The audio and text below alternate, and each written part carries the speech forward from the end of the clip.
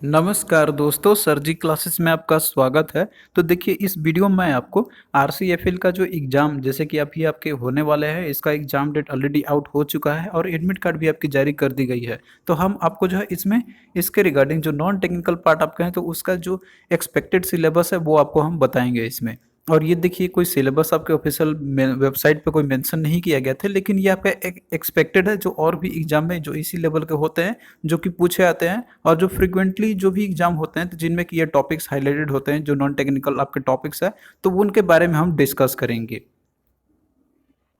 तो सबसे पहले हम यहाँ पे बात करते हैं एग्जाम पैटर्न का, जो कि आपका नोटिफिकेशन आई थी तो उसमें इन्होंने मेंशन किया हुआ था कि जो आपके जो क्वेश्चन आपके होंगे तो वो आपका जैसे ऑनलाइन टेस्ट जो आपका होगा इसमें तो दो पार्ट्स में आपके होंगे। तो पहला आपका रहेगा इसमें डिसिप्लिन से रिलेटेड और दूसरा आपका रहेगा डेट इज एप्टीट्यूड से रिलेटेड, यानी कि जो नॉन टेक्निकल पार्ट आपके रहेंगे। और टोटल टेस्ट का जो ड्यूरेशन आपका रहने वाला है तो वो आपका ये 90 मिनट्स का टोटल आपका रहेगा इसमें। और जो नंबर ऑफ क्वेश्चंस आपके रहेंगे तो आपके 100 क्वेश्चंस रहेंगे टोटल आपके।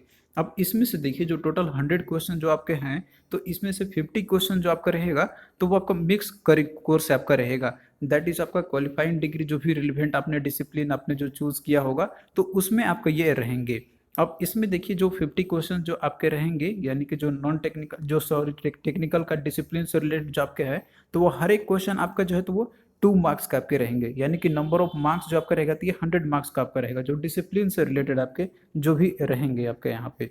और बाकी देखिए जो नॉन टेक्निकल पार्ट आपके हैं इसमें, जो नॉन टेक्निकल पार्ट जैसे उसके भी वेटेज 50 क्वेश्चन आपका है इसमें से, यानी कि 50 क्वेश्चन इसका और 50 क्वेश्चन टेक्निकल का।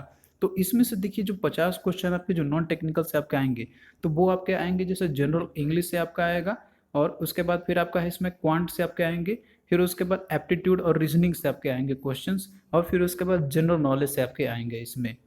तो ये आपके टोटल 50 क्वेश्चंस है और हर एक क्वेश्चन आपका 1 मार्क्स का आपका ये रहेगा। तो इस तरीके से 50 क्वेश्चन है तो ये 50 मार्क्स का आपका रहेंगे। अब टोटल मिला जुला के आपका 100 क्वेश्चन हो गया और टोटल जो मार्क्स आपके हो गए दैट इज 150 मार्क्स, यानी कि 50 मार्क्स आपका हो गया नॉन टेक्निकल का और 100 आपका हो गया टेक्निकल का आपका हो गया। और टोटल ड्यूरेशन जो है आपका एग्जामिनेशन का तो वह आपका 90 मिनट्स, दैट इज 1.5 आवर आपके हो गए यहाँ पे। अब देखिए यहाँ पे नेगेटिव मार्किंग भी आपका इसमें दिया हुआ है कि नेगेटिव मार्किंग भी आपका होगा, लेकिन कितना नेगेटिव मार्किंग होगा तो ये जो है कोई भी जो है आपका नोटिफिकेशन आया हुआ था तो उसमें मेंशन नहीं किया गया हुआ है कि 1/3 होगा कि 1/4 होगा। तो जो भी होगा बस आप लोग ये मान के चलिए कि नेगेटिव मार्किंग है तो आपको जो है ऑप्शन को सोच समझ के आंसरिंग करना होगा।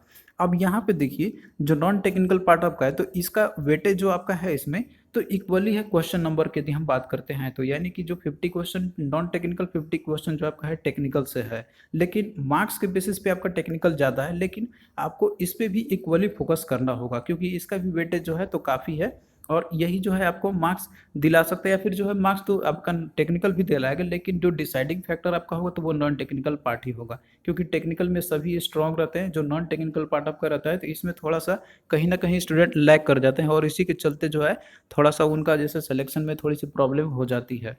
तो इसमें देखिए मेनली आपका जो फोकस करने वाला जो एरिया है तो वो आपका है क्वांट, और इसमें दूसरा आपका है रीजनिंग है।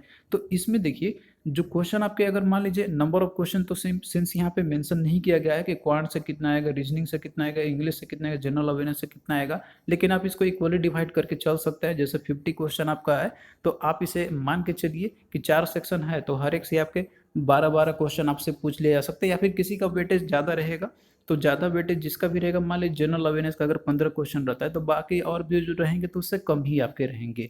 तो इस तरीके से इक्वली आप मान के चलिए कि 12 क्वेश्चन अगर रहते हैं तो आप लोग एप्टीट्यूड और रीजनिंग में इसमें आप लोग मैक्सिमम स्कोर कर सकते हैं। अगर मान लीजिए कि 25 क्वेश्चन इन दोनों सेक्शन से आपका पूछा जाता है तो इसमें से आप लोग आउट ऑफ 25 20 अबव भी स्कोर कर सकते हैं। तो ये आपका दोनों स्कोरिंग सेक्शन है। इसमें जो रह गया आपकी जो प्रॉब्लम आती है तो वो आपका है जनरल इंग्लिश और दूसरा आपका है जनरल अवेयरनेस है। इसी में लोगों को काफ़ी दिक्कत आएगी आती है इसमें कि कौन सा सेक्शन स्टडी करें और कौन सा हम लोग जो है नहीं करें, क्योंकि ये दोनों जो बहुत ही वास्ट सेक्शन है। इसमें पढ़ने के लिए बहुत सारा चीज़ है और आपको यहाँ पे सेलेक्टिव चीज़ हुई आपको पढ़नी होगी एग्जाम पॉइंट ऑफ व्यू से।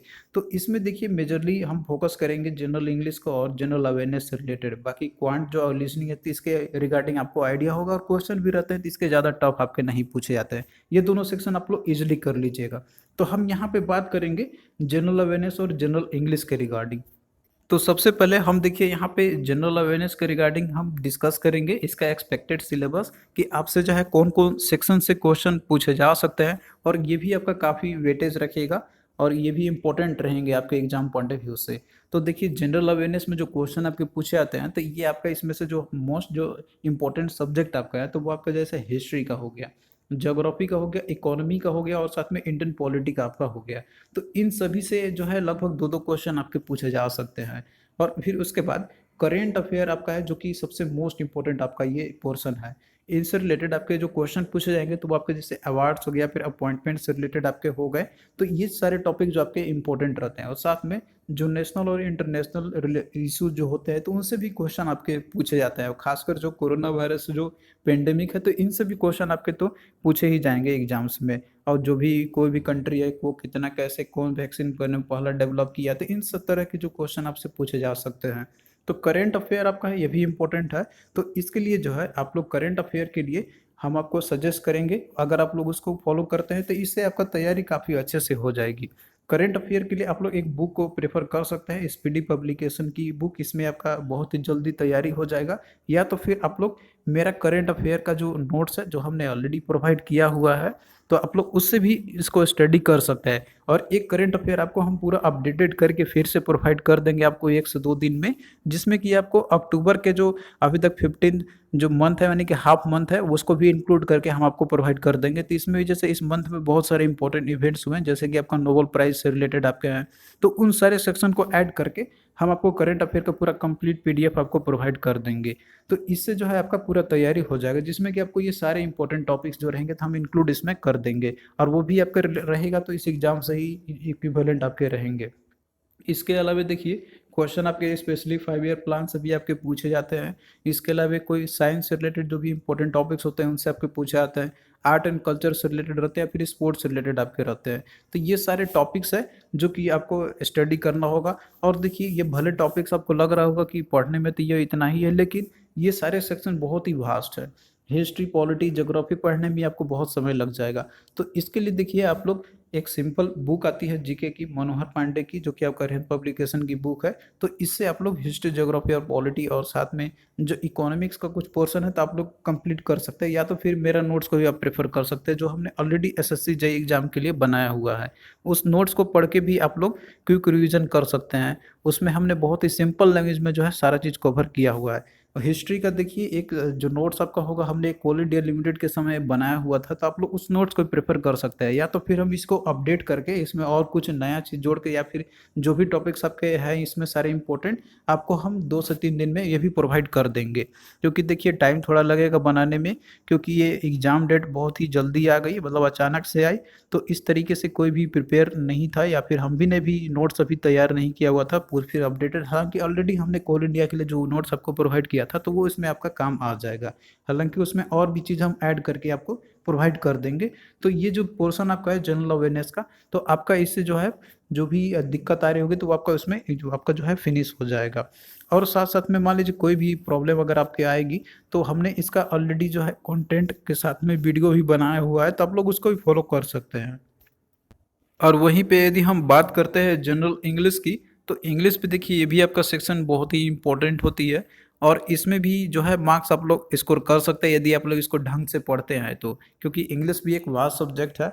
इसमें आपको पढ़ने के लिए बहुत सारे पोर्शंस है, लेकिन यदि आप स्मार्ट तरीके से स्टडी करते हैं, जो टॉपिक्स मोस्ट रिलेवेंट पूछे जाते हैं, तो यदि आप लोग उसको तैयार करके जाते हैं तो आप लोग का जो है ये भी इसमें भी आप लोग स्कोर कर सकते हैं। तो इसमें जो मोस्ट इंपॉर्टेंट जो टॉपिक आपके रहते हैं जिनसे क्वेश्चन हमेशा ही पूछे जाते हैं, तो वो आपका हो गया ग्रामर और वोकेबलरी से बेस्ड आपके हो गए।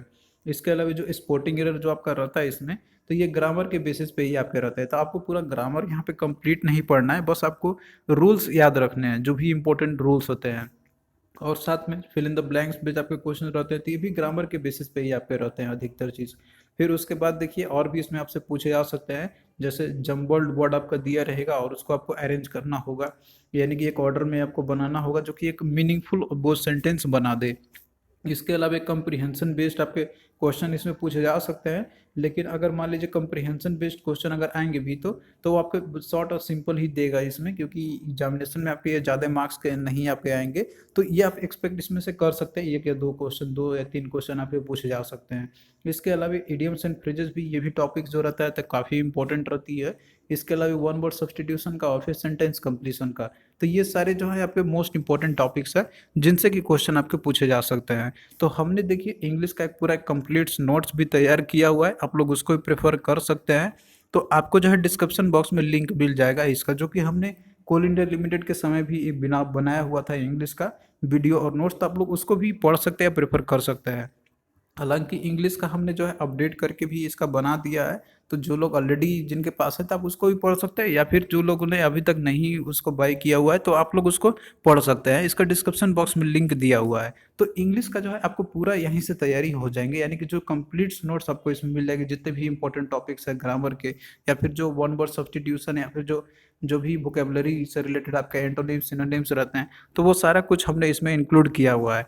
और अगर आप लोग क्वेश्चन प्रैक्टिस अगर करना चाहते हैं एडिशनल में, तो आप लोग इस बुक को फॉलो कर सकते हैं, जो कि आपके एच.एम. प्रसाद की एक बुक आती है ऑब्जेक्टिव इंग्लिश। इसमें आपको बहुत सारे क्वेश्चन मिल जाएंगे इन सारे टॉपिक्स पे, आपको टॉपिक वाइज इसमें क्वेश्चन आपका दिए हुए हैं। तो इसको प्रेफर करके आप लोग जो है तैयारी कर सकते हैं इंग्लिश का, और साथ में मेरा नोट्स को आप लोग फॉलो कर सकते हैं इसको।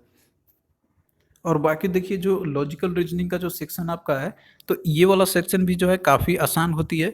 इसके लिए आपको कोई स्पेशल तैयारी करने की ज़रूरत नहीं है। आपने अगर पहले बहुत सारे एग्जाम दिया होगा तो आपको एक एक्सपीरियंस होगा ये रीजनिंग के रिगार्डिंग। तो इसके लिए बस आप लोग प्रैक्टिस सेट बस लगाते रहिए। जो भी प्रीवियस ईयर के जो क्वेश्चन आपको पूछे गए थे सीजीएल सीपीओ या फिर सीएचएसएल या जो भी एसएससी जेई के प्रीवियस ईयर रीजनिंग जो आते हैं आपके, तो इनको आप लोग प्रैक्टिस कर सकते हैं।